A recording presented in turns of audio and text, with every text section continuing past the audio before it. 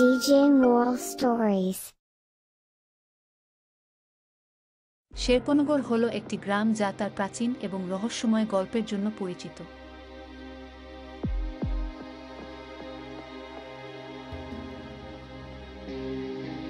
গ্রামটি অতি প্রাচীন।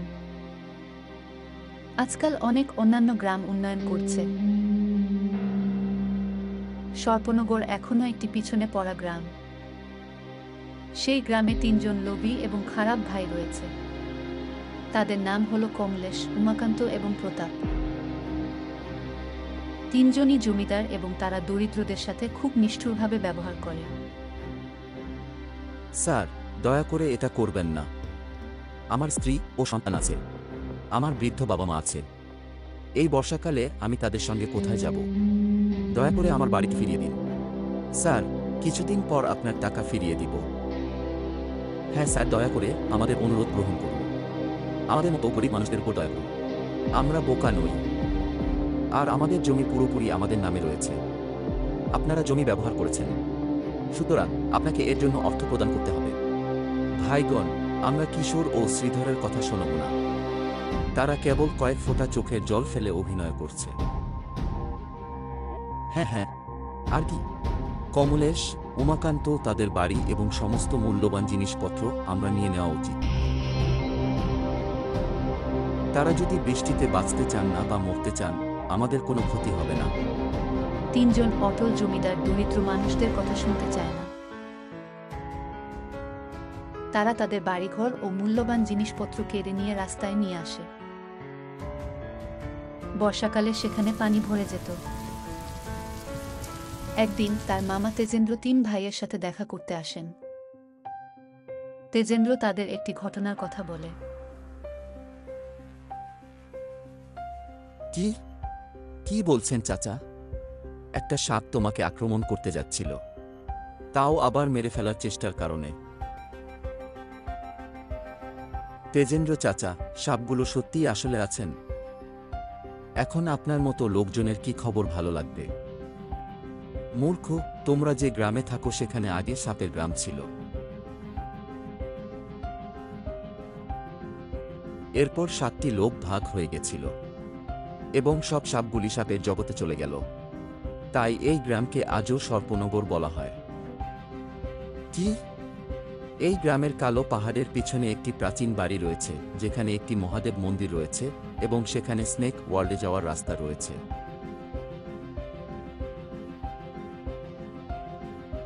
এবং সেই শিব মন্দিরে একটি দিব্য নাগমণি রয়েছে যা মহান শক্তিসম্পন্ন। ওহ ওয়াও! তাহলে আমরা ওই নাগমণি চুরি করতে পারি।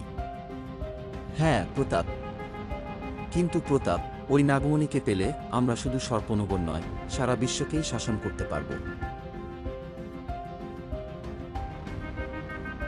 আমি ইতিমধ্যে স্বপ্ন দেখছি। সেই কারণে তেজেন্দ্র কমলেশের মাথায় ঝড় দিয়ে বলে, ওহ বোকা, সে বাড়িতে যেতে এত সহজ নয়।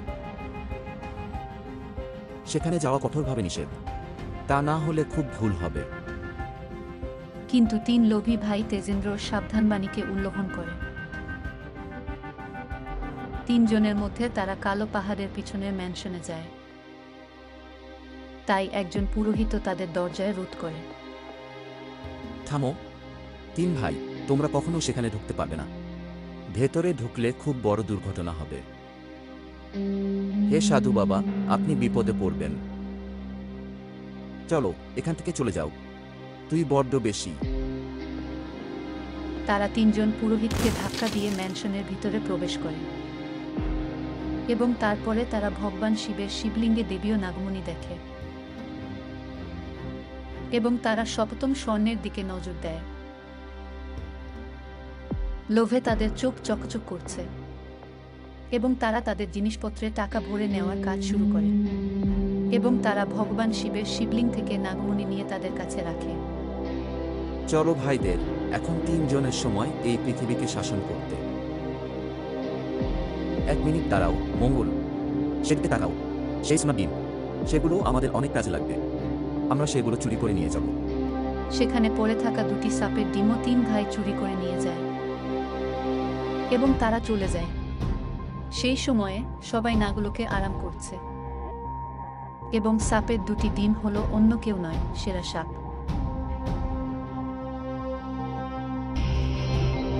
যা গভীর ঘুমে আচ্ছন্ন।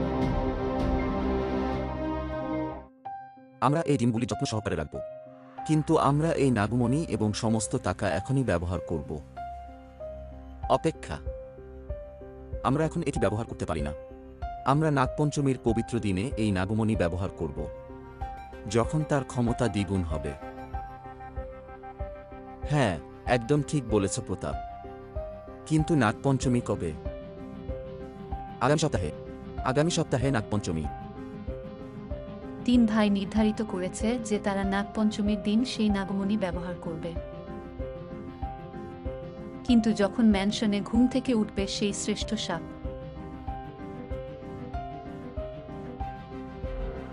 তার ডিমগুলো নেই দেখে সে ভয় পায়।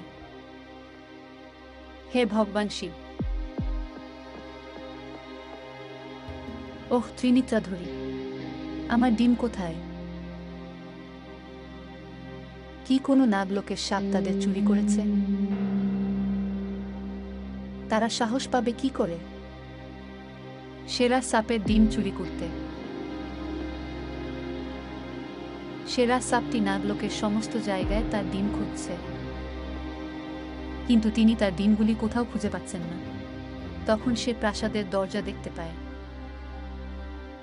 যা অর্ধেক খোলামেলা, আর শিবলিঙ্গে বসে থাকা নাগমণিকেও দেখে নিখোঁজ। শ্রেষ্ঠ সাপের রাগ সাতম আকাশে উঠে উড়ায়। তার মানে এটি একটি মহৎ কাজ। এটাই মানুষের সাহস। প্রাসাদের দরজা অর্ধেক খোলা। এখন এই সাপ পূর্ণ সাপ রাজ্যের সহকারী উৎপাদন করবে, ধ্বংস করবে, কারণ এখন আমার ডিমের বাইরে অন্য কিছু আছে। তবে এটা আমার শিবলিঙ্গের কথাও।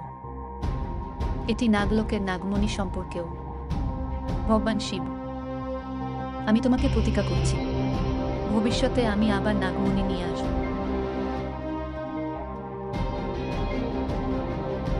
ভগবান শিবের জয় জয়কার। সেরা সাপ তার বৃহৎ রূপে আসে এবং পুরো গ্রাম ধ্বংস করতে শুরু করে, মুখ দিয়ে সব জ্বালাতে শুরু করে,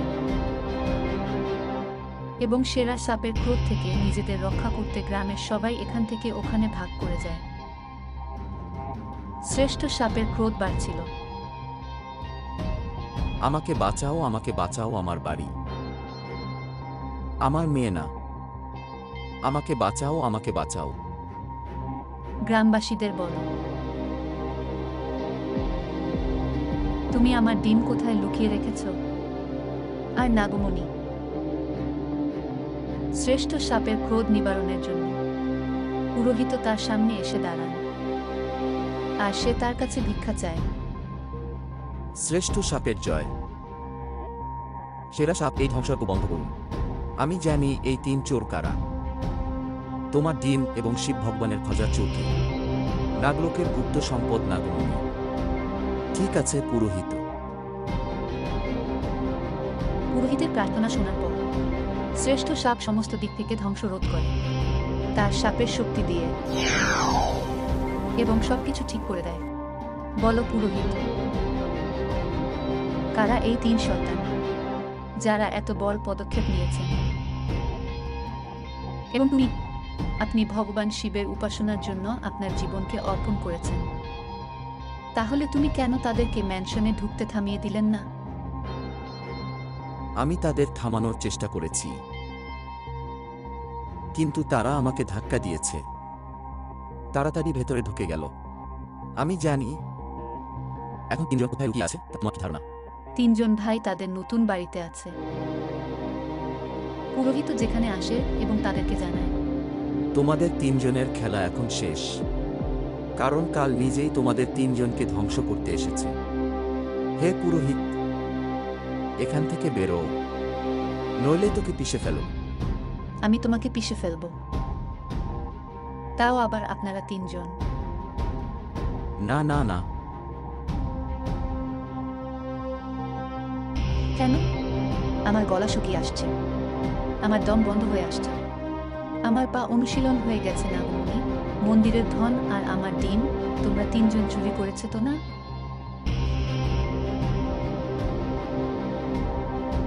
এখন শেষনাগের হামলা দেখুন, কারণ আমি সর্বোচ্চ শেষনাগী। একটি শেষনাগিন তার তীর দিয়ে উড়ে যায় এবং তার বড় এবং মোটা পুঁজ দিয়ে তিনজনকেই ধরে ফেলে।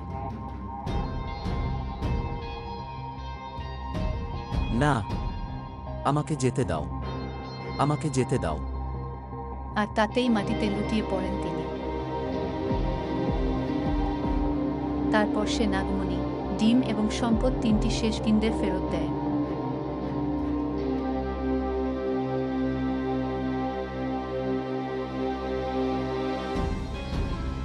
এখানে তোমাদের ডিম, নাগমণি এবং সমস্ত সম্পদ আছে। এবার আমি তিন শেষনাগীদের প্রাণ বাঁচিয়ে দিচ্ছি, কিন্তু পরের বার যদি তোমাদের মধ্যে কেউ আবার বাড়িটার দিকে তাকায়, আমি তোমাকে ওখানেই শেষ করে দেব।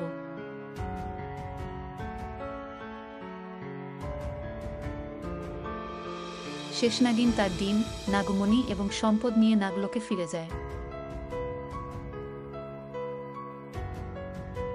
এবং নাগ পঞ্চমীর দিনে ম্যানশনের মন্দিরে নাগমণি ভগবান শিবের শিবলিঙ্গের উপর রাখা হয়।